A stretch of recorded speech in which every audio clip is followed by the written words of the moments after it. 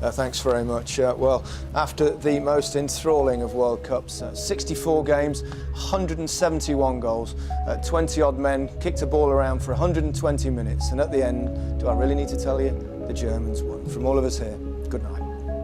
En 2014, après la 4e victoire en Coupe du Monde de l'Allemagne, l'Anglais Gary Lineker reprend la fameuse phrase qu'il avait prononcée 24 ans plus tôt, lorsque lui-même avait été défait au tir au but par ces mêmes Allemands en demi-finale du Mondial 90. Et ce que l'on pourrait aujourd'hui presque qualifier de proverbe dépeint une certaine réalité footballistique. Avec 8 finales disputées et 4 victoires finales en Coupe du Monde, l'Allemagne fait partie des plus grandes nations de ce sport. Et ces grands noms qui viennent avec Gerd Müller, Franz Beckenbauer, Sepp Maier, Lothar Matthäus, Rudi Völler, Jürgen Klinsmann, Andreas Brehme, Philipp Lahm, Thomas Müller, Miroslav Klose, Bastian Schweinsteiger, la liste est infinie. Je pourrais passer la vidéo à vous lister les grands joueurs qui ont revêtu le maillot de la Mannschaft. Mais si tous ces noms résonnent aujourd'hui mondialement, c'est pour une raison assez évidente. Ils ont tous gagné. Ils ont tous soulevé les plus grands trophées du monde, faisant rayonner l'Allemagne à l'international. Seulement, certains, en dépit de leur talent évident et indéniable, n'ont pas eu cette chance, celle de le matérialiser dans leur palmarès. Aujourd'hui, je voudrais alors vous parler d'un homme en particulier. Immense star en Allemagne et à Hambourg, sa ville de toujours, son nom résonne cependant beaucoup moins outre-Rhin. Pourtant, une statue en bronze de 3 mètres de haut à l'effigie de son pied droit magique trône devant le Volksparkstadion d'Hambourg. Alors aujourd'hui, on va parler de Uwe Seeler.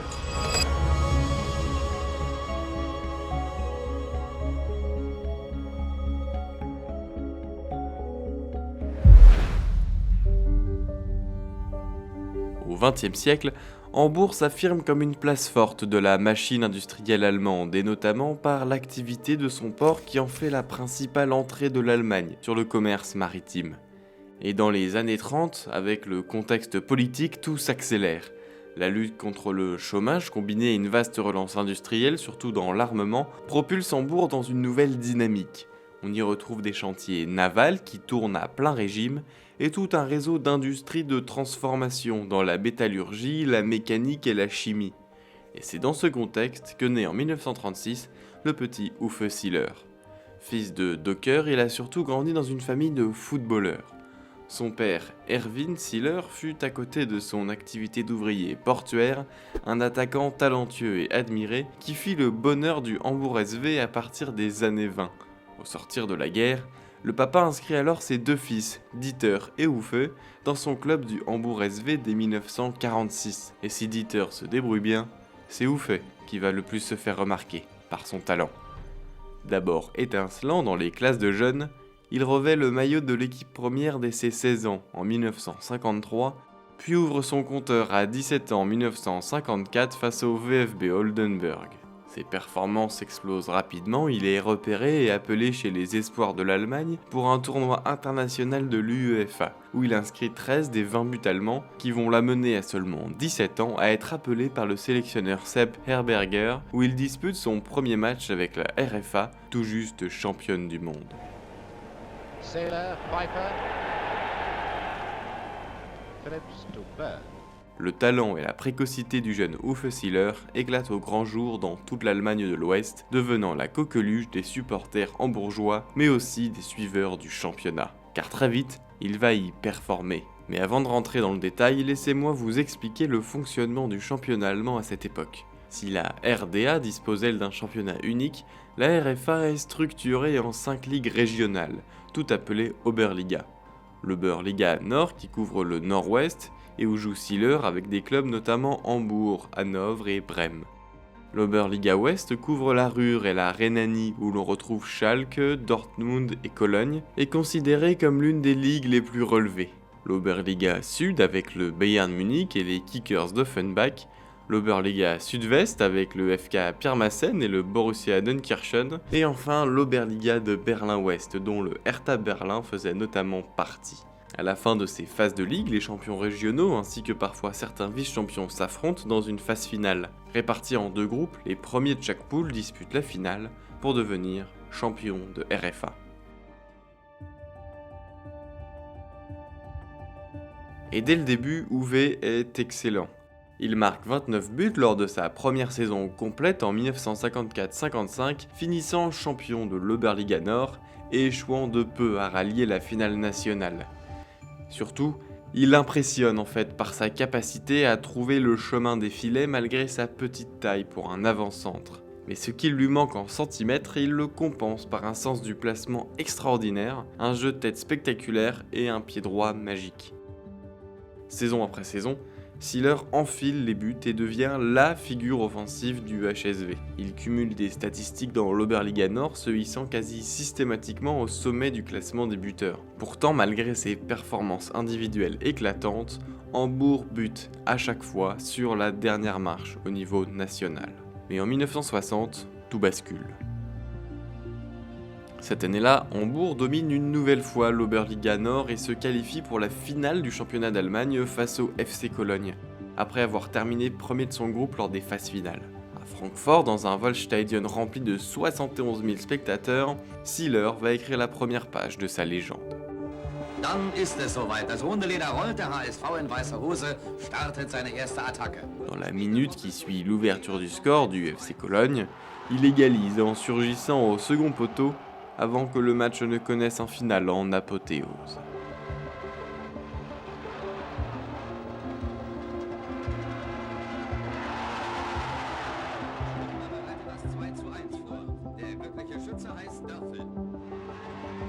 À la 81e minute de jeu, Dorfel croit offrir la victoire à Hambourg, mais les rouges et blancs réagissent 4 minutes plus tard.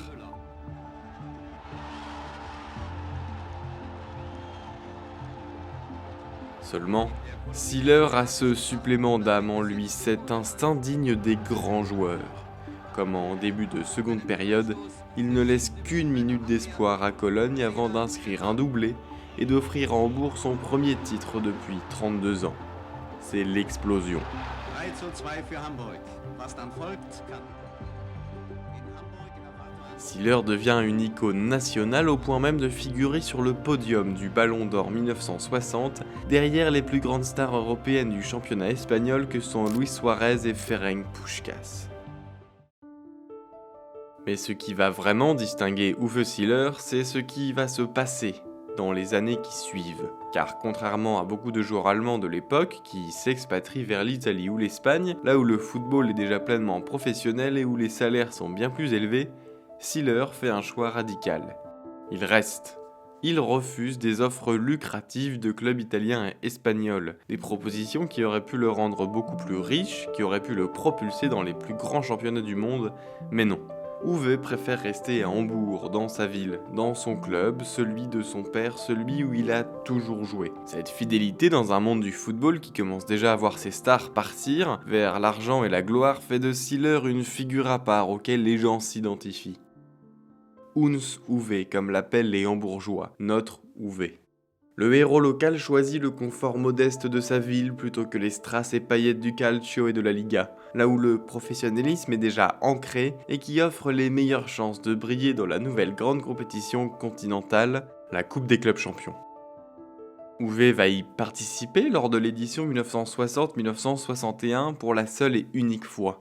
Dans la cour des grands, dominée outrageusement par le Real Madrid qui sort de 5 victoires finales lors des 5 premières éditions, le club allemand est loin d'être le favori, mais avec Siller dans ses rangs, tous les rêves sont permis.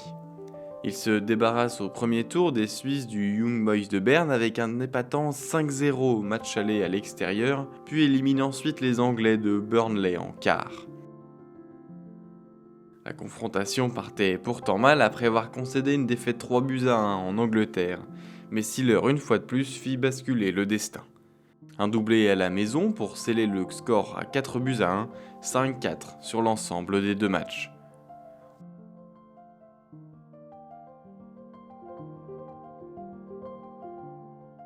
En demi-finale, voilà Uwe et ses coéquipiers dans la cour des grands, dans le gratin du football européen. Mais se dresse face à eux un FC Barcelone flamboyant, premier tombeur du Real Madrid en Europe. Sealer retrouve aussi face à lui le Ballon d'Or Luis Suarez dont il fut le second dauphin quelques mois plus tôt. Si au match aller le score tourne en faveur des Blaugrana d'une courte victoire 1-0, tous les espoirs sont permis au match retour. À la maison, les Allemands ouvrent la marque sur un super coup franc de Peter Wolf avant que Sealer ne se mette à participer à la fête. D'une frappe croisée, il vient donner l'avantage à Hambourg et l'espoir d'une première finale européenne. Mais une carrière est faite de détails et certains moments clés se jouent parfois à un fil. Dans les derniers instants du match, l'attaquant hongrois et meilleur buteur de la Coupe du Monde 54 Sándor Kocsis remet les deux équipes à égalité. Coup de sifflet final et un match d'appui à disputer quelques jours plus tard, car à l'époque, les prolongations ou les tirs au but ça n'existe pas. Sur un terrain neutre à Bruxelles, Hambourg ne fait pas la différence, reste muet et laisse Barcelone filer vers la finale grâce à un but décisif du Brésilien Evaristo. Termine la compétition honorablement, les clubs allemands n'étant pas favoris à l'époque. Mais si l'idée d'y retourner doit trotter dans la tête du buteur, il a déjà disputé ses derniers pas dans la compétition reine. Pour Sealer, les dernières années de performances sportives ont largement accru sa renommée, le faisant passer dans une autre dimension. Uwe n'est plus seulement une star du ballon rond, il devient une icône nationale qui dépasse assez largement le cadre du sport. Il incarne alors un nouveau roman national dans une RFA qui cherche à se constituer une nouvelle identité. Uwe en est un porte-étendard, preuve en est son extrême médiatisation dès le début des années 60. Multiples articles dans les magazines et les journaux allemands, même les plus réfractaires au monde sportif. Il est même filmé dans l'intimité de sa vie de famille et dans son quotidien. Car ce qui marque aussi à l'époque, c'est qu'en dépit de sa carrière de footballeur, Uwe continue de travailler pour Adidas en tant que commercial. Et là aussi, c'est un détail qui veut dire beaucoup. Uwe est comme tout le monde, et c'est ça qui marque.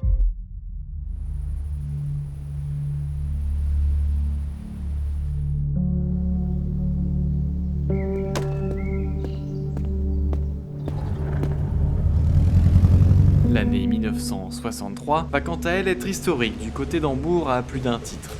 Au terme d'un beau parcours en Coupe d'Allemagne, les Bleus et Blancs se retrouvent en finale face aux Jaunes et Noirs de Dortmund.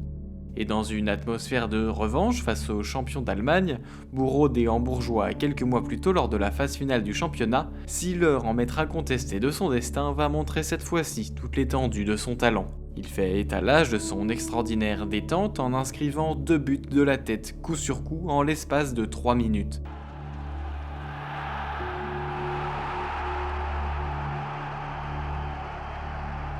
En fin de match, une accélération fulgurante sur le côté puis une frappe parfaitement croisée du droit et voilà qu'il inscrit un triplé.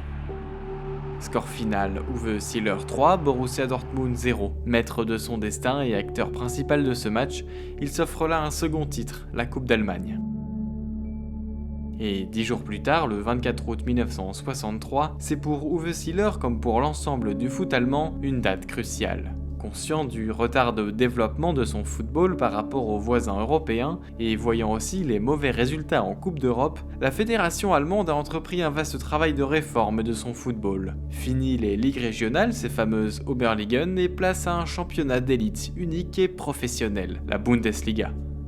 Annoncé en grande pompe en juillet 1962 à Dortmund, c'est un an plus tard qu'il est effectif. Et Hambourg, fort de ses performances et surtout de la présence de sa superstar Uwe Sealer, en est de la partie.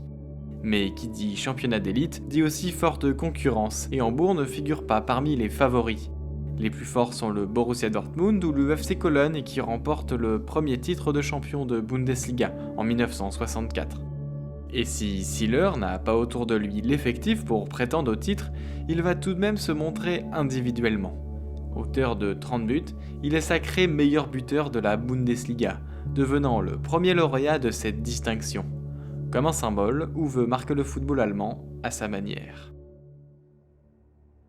Les années passent, mais Siller reste trop intimement lié avec le club de son père, de sa ville, de sa vie finalement. Mais le 20 février 1965, sa carrière bascule. On joue la 56e minute de jeu sur le terrain enneigé de l'Eintracht Francfort quand Uwe Siller tout seul se déchire le tendon d'Achille. Le bruit résonne dans tout le stade.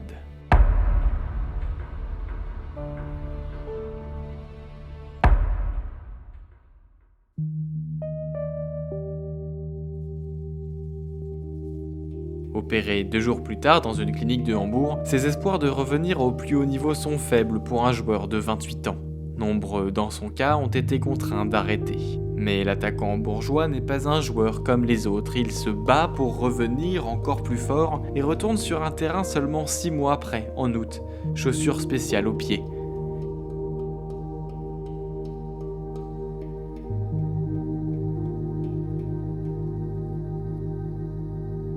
C'est même lui, le 26 septembre, qui va qualifier l'Allemagne pour la Coupe du Monde 66 face à la Suède. Cette nouvelle année 1966 ressemble alors à n'en pas douter à l'année décisive de la carrière de Siller. Désormais capitaine de la RFA et du haut de ses 29 ans, s'amorce la Coupe du Monde en Angleterre.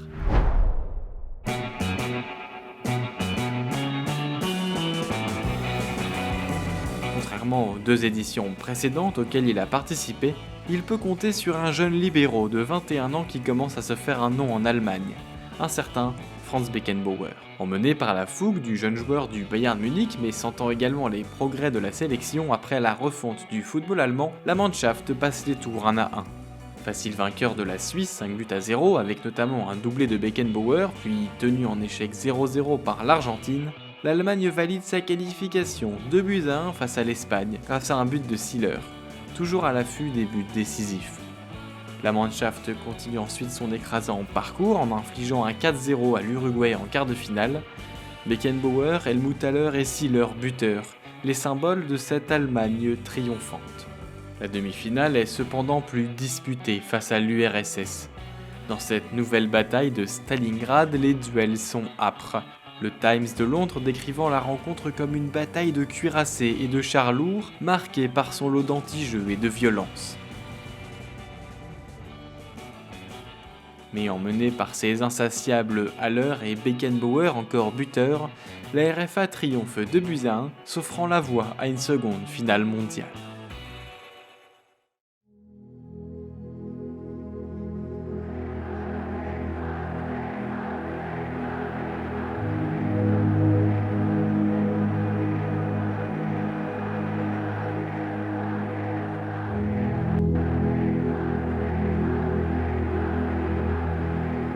En finale, se dressent face aux coéquipiers de Siller les grands favoris anglais, les pionniers de ce football, encouragés par leur public maison.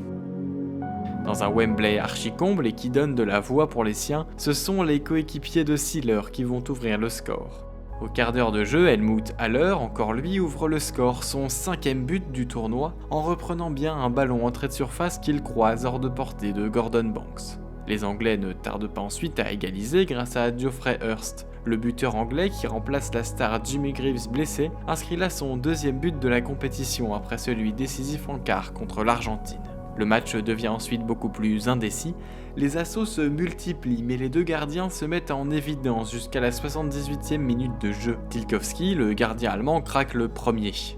Un ballon mal dégagé par la défense allemande revient dans les pieds de Martin Peters qui claque un tir à bout portant. Londres exulte. Alors que les Anglais s'impatientent pour célébrer attendant le coup de sifflet final, le défenseur allemand Wolfgang Weber surgit au second poteau pour tacler le ballon dans le but et arracher une prolongation, 2 buts partout. Siller et ses coéquipiers ont alors 30 minutes pour faire basculer la rencontre en leur faveur et décrocher une seconde couronne mondiale pour la RFA. Mais si l'on peut dire qu'Uwe a joué parfois de malchance dans sa carrière, il est tombé ce jour-là sur un événement mémorable qui marque encore le football aujourd'hui. On joue la 101e minute de jeu, et sur un centre venu de la droite, Hurst récupère, se retourne et frappe. Le ballon heurte la transversale avant de rebondir. Est-il rentré ? Oui pour l'arbitre après consultation de son arbitre de touche. La vérité est peut-être ailleurs, personne aujourd'hui n'est encore capable d'affirmer si le but est valable.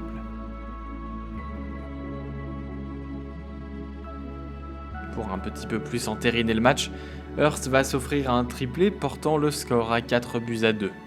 La RFA Douwe Seeler s'incline dans un match où le résultat sera par la suite vivement contesté par les médias allemands, mais dont l'issue est fatale. À maintenant presque 30 ans, Seeler voit certainement là sa plus belle chance de marquer l'histoire du football s'envoler, même si tout n'est peut-être pas fini. La suite est cependant décevante et ce malgré l'arrivée du petit prodige Gerd Müller en attaque. L'Allemagne échoue à se qualifier pour la phase finale de l'Euro 68. Privée de toutes ses stars blessées, elle concède un nul 0-0 à Tirana face à l'Albanie, malheureusement décisif dans la qualification et qui profite à la Yougoslavie. L'année 1968 ne sera donc pour Seeler pas celle d'un titre continental avec l'Allemagne. Mais si avec Hambourg il ne prétend toujours pas à un sacre national, c'est sur la scène européenne qu'il va encore avoir une carte à jouer. Car la saison 67-68 va voir Uwe Seeler et les siens disputer la Coupe d'Europe des vainqueurs de coupe. Les 2 premiers tours sont nets et sans bavure, victoire cumulée 7-3 face aux Danois du Randers FC, puis 5-0 face au Wisla Cracovie. Et dans ce festival offensif, Seeler fait parler la poudre, auteur déjà de 5 buts. En quart de finale, le niveau monte et Hambourg affronte l'Olympique lyonnais. Le match aller joué à la maison tourne en faveur des Hambourgeois, 2-0. Mais au retour à Gerland, c'est le buteur local Fleury Dinalo, auteur d'un doublé qui va remettre les 2 équipes à égalité. Faute de tir au but, on joue alors un match d'appui. Joué à la maison au Volksparkstadion d'Hambourg, Seeler va montrer la voie et décider seul du destin de son équipe. Auteur d'un doublé, les 2 seuls buts du match, il emmène Hambourg vers les demi-finales. Et le moins que l'on puisse dire, c'est que le tirage au sort a souri à Seeler et ses coéquipiers. En héritant de Cardiff City, les Hambourgeois s'évitent les 2 favoris de la compétition, le Bayern Munich tenant du titre et le Milan AC. Mais surtout, ils partent favoris face aux Gallois, vainqueurs de la Coupe du Pays de Galles mais pensionnaires de 2e division anglaise. Favoris mais seulement sur le papier, car sur le terrain c'est beaucoup plus compliqué. Après avoir concédé l'ouverture du score, Seeler et ses coéquipiers multiplient les assauts sur la cage du gardien anglais Bob Wilson sans succès, avant que le verrou ne saute en fin de match sur une frappe d'Helmut Sandman. Un partout score final est déjà un petit exploit pour Cardiff, une vraie contre-performance pour Hambourg. Au retour, tout est alors à refaire, et si le score est rapidement de 1 but partout dès la 16e minute de jeu, le match tarde ensuite à rendre son verdict, jusqu'à ce que Seeler fasse parler, une fois de plus, sa magie. D'une reprise de volée du pied gauche croisé, le ballon vient se loger dans la lucarne opposée du gardien de Cardiff, comme un moment suspendu. Et si les Allemands pensent alors avoir fait le plus dur, les Gallois vont lâcher tout ce qu'ils ont pour marquer de nouveau et porter le score à 2 buts partout, à 10 minutes de la fin. Le stade exulte et les supporters envahissent même la pelouse sous le coup de l'euphorie.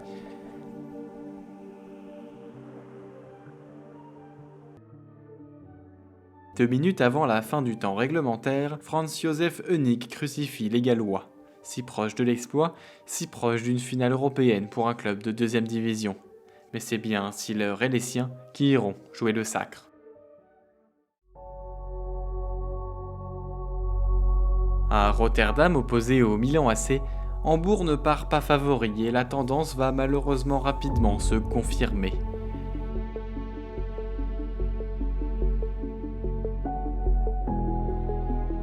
Dès la 3e minute, le Milanais Kurt Hamrén ouvre le score avant de doubler la mise au quart d'heure de jeu. La différence est déjà faite tôt dans le match pour les Rossoneri, dont la rigueur défensive n'est pas approuvée. Malgré leurs efforts, ni Seeler ni ses coéquipiers ne parviennent à percer la muraille italienne. Tombé sur plus fort qu'eux, Hambourg s'incline en finale et pour Uwe, encore une défaite qui ne garnira pas son palmarès.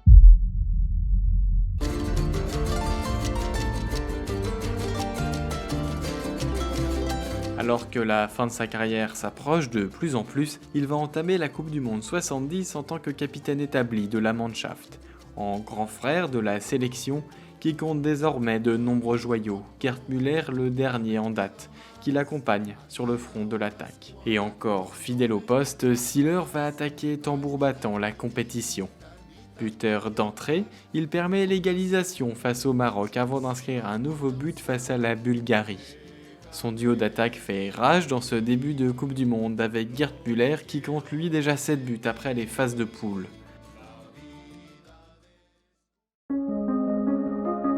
En quart de finale, la RFA se voit opposée à l'Angleterre, celle qui l'avait battue 4 ans plus tôt en finale à Wembley, celle qui fait encore faire des cauchemars à toute l'Allemagne de l'Ouest, avec son but fantôme qui a tant fait couler d'encre. Mais aussi celle qui a privé Siller d'un sacre mondial qui l'aurait érigé au rang de légende absolue de ce sport, lui qui aurait soulevé le Graal en capitaine de la RFA. Maintenant, le contexte est différent, la température aussi sous le soleil tapant du Mexique. En dépit de nombreuses occasions, ce sont bien les Anglais qui ouvrent la marque à la demi-heure de jeu, puis doublent la mise au retour des vestiaires. Et si l'ombre de Wembley plane sur le terrain de l'Estadio Camp Nou de León, le destin sera cette fois-ci différent. Beckenbauer d'abord va réduire la marque d'une superbe frappe croisée, avant qu'Ouve ne s'invite à la fête. D'une tête singulière, dos au but, il trouve la lucarne opposée, offrant au match des prolongations comme il y a 4 ans. Mais cette fois-ci, le vent va tourner et Gerd Müller, à la 108e minute de jeu, va qualifier les siens. Le trio Siller, Müller et Beckenbauer qualifie la RFA pour les demi-finales, une sorte de lot de consolation du traumatisme passé. Opposé à l'Italie, devant les 102 000 spectateurs de l'Estadio Azteca, Siller et ses coéquipiers vont livrer l'un des matchs les plus incroyables du XXe siècle. Si rapidement la Squadra Azzurra ouvre le score, la suite va pourtant paraître bien décourageante. Les assauts répétés des Allemands sur les cages italiennes sont vains jusqu'à la 90e minute de jeu. Sur la dernière action du match, un petit miracle va néanmoins se produire. Au bout de l'effort, Grabowski adresse un centre que Karl-Heinz Schnellinger reprend parfaitement du droit. En plus d'un but, il offre aux Allemands et aux amoureux du football une prolongation. Le match va alors s'emballer. Müller donne l'avantage à la RFA, mais l'Italie marque 2 buts coup sur coup.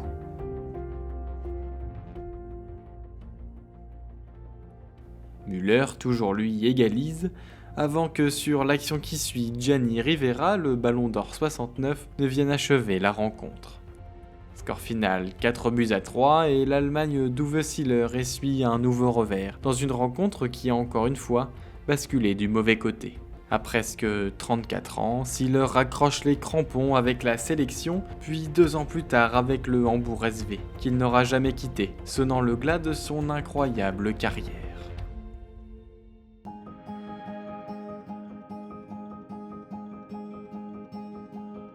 Après 2 décennies de football marquées par près de 600 buts inscrits, tous plus spectaculaires les uns que les autres, Hans Uwe tire sa révérence. Il aura incarné une figure à part dans le paysage d'une RFA à la recherche de son identité d'après-guerre. Il n'a pas revêtu le masque d'une rockstar naissante, inaccessible, bien au contraire. Il a été l'incarnation directe du nouveau roman national. Celui qui travaille la semaine comme Monsieur Tout-le-Monde, mais qui illumine le football le week-end et lors des soirées européennes comme lui seul pouvait le faire. Parce que oui, beaucoup plus qu'un palmarès peu fourni en dépit de son immense talent, c'est tout un peuple qui est venu chercher en lui un exemple. Celui d'un homme simple mais en même temps terriblement riche de cœur, riche de valeurs.